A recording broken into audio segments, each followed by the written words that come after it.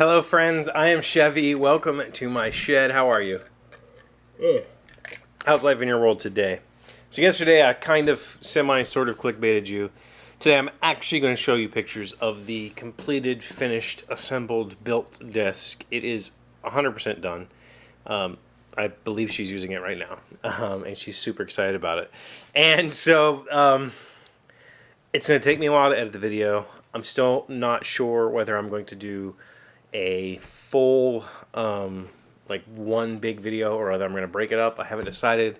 There's a lot of little key points of things that I did uniquely, I think, that I hadn't seen before, that I might like to do separate little things for those and do a bigger project video, just like one thing, or I don't know, we might break it up. We'll figure that out as I get through the editing process. But it's so much footage to go through to do this. It's like a 4 or 5 month project, and there's just so many hours of footage. But that's not what I want to talk about. Desk is done. Got it assembled. Having Em around is like she thinks of things that I would have just never considered. So this thing is sitting on carpet on an OSB subfloor. I've got leveling feet, but it's really hard to level furniture on feet on carpet because the carpet absorbs a lot of that, and you can't tell are the feet level or whatever. And the problem is I have these two cabinets. I have to join them together with these two stretchers, and so the cabinets need to be kind of in the same plane all the way around for that to work. So we're sitting there talking, and she goes, why don't we just get some 1x, which I have a bunch of, and like 1x12s, and put them underneath the feet, and then you can. And I was like, yeah. So did that. That's also not what I want to talk about, but giving credit where credit is due, she thought of that. So, the one thing I want to talk about is that in the programming world, in the game design world, I know it more from game design than not because I've been asked to give lessons and advice to game designers, and my advice is always fail quick, fail often, fail hard, go for failure. You're going to fail. Failure is a part of any skill, and designing a game is no different than any other skill. It takes a lot of patience, it takes a lot of trial and error, and it takes a lot of effort for you to build the toolbox that you need to build the game. So you need components, and I don't mean literally components. I mean like you need to have a bunch of successes and failures with different mechanisms, with dice, with cards, with ways of playing, for you to have all of these little bits that you will one day grab a bunch of those bits and turn it into a game. And software is the exact same way. You need to fail a lot because you need to learn all the little nuances that you will one day be able to pick these pieces of your style, of your code or whatever, and put them together into a project. So fail often, fail quick. You can't really do that when you're building furniture. I mean, I guess you could. I digitally designed this. There's a full sketch model in Fusion 360 of this whole project, down to, I didn't model screws, but I mean every little detail is modeled. And it was built with the intention of building a 3-piece set that were all the same height, that had the same drawer sizes. Well, the dresser doors would be wide, these would be narrow.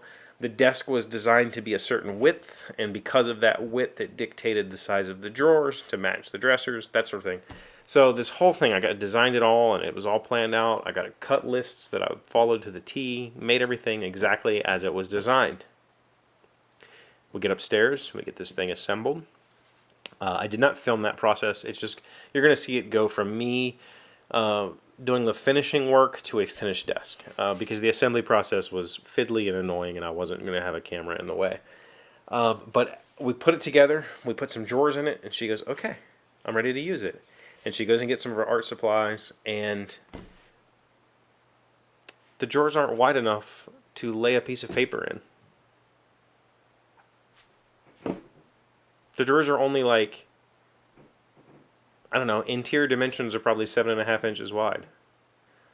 A piece of paper is 8.5 inches wide. So she can't even lay her art pad in a drawer flat. And I just feel like, like when I saw it, I was just like, oh my God, how dumb. Like, I never considered the use of the desk when I modeled it. I considered the aesthetic of the desk. I considered the width between the two cabinets where a chair would sit. I looked at the overall width of the entire desk. She wanted something compact. You know, I considered all of that, but I didn't consider that she would be using this desk for art supplies. Because I knew it. I knew up front it would be a computer station, it would be a watercoloring station, it would be a makeup station, whatever. So I knew that it had uses. I just never thought, like, where's she going to put paper in this desk? Where she can't. It won't. It simply won't fit in these drawers. And so that's one of those things, like, as a furniture designer, I guess I've now literally designed and built furniture. I have to, now that goes in my toolbox. Like, the next time I design a desk, I'll think, well, the drawer should be at least 8.5 inches wide to fit a standard piece of paper. Fail often. So that was a small fail, but overall the desk is absolutely gorgeous, and I'll stop teasing you, and here is the final product. So the thing is, the room that it's in, it needs completely redone. The walls look horrible. It needs repainted. The carpet's terrible. But the desk looks great. The desk looks amazing, and I'm really happy with it. In the lighting that's in that room, the tabletop looked a little too blonde down here. The shellac, or no, not shellac. I used the Minwax polyacrylic. This really doesn't yellow or tone the wood at all. It's just a protective finish, so it really didn't bring the richness to the cherry. But that's not a bad thing, because that cherry that we bought had a whole lot of figure in it. And so it's really cool when you walk into the room and you walk past the desk, you can see the shifting figure in it. That stands out more when it's in its blonde state. Also, the desk is directly opposite a window, so it's going to yellow, or not yellow, it's going to darken pretty quickly over time. But I'm really happy with it. I think it turned out gorgeous. There's a whole lot of flaws. I can see flaws all over it, but it doesn't matter. It's done, and it's beautiful.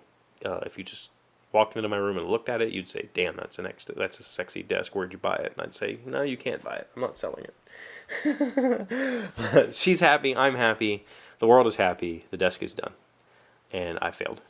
And I will put that in my toolbox for later in life. And someday if I ever build another drawer, I will think, it needs to be wide enough to hold whatever it's intended to hold.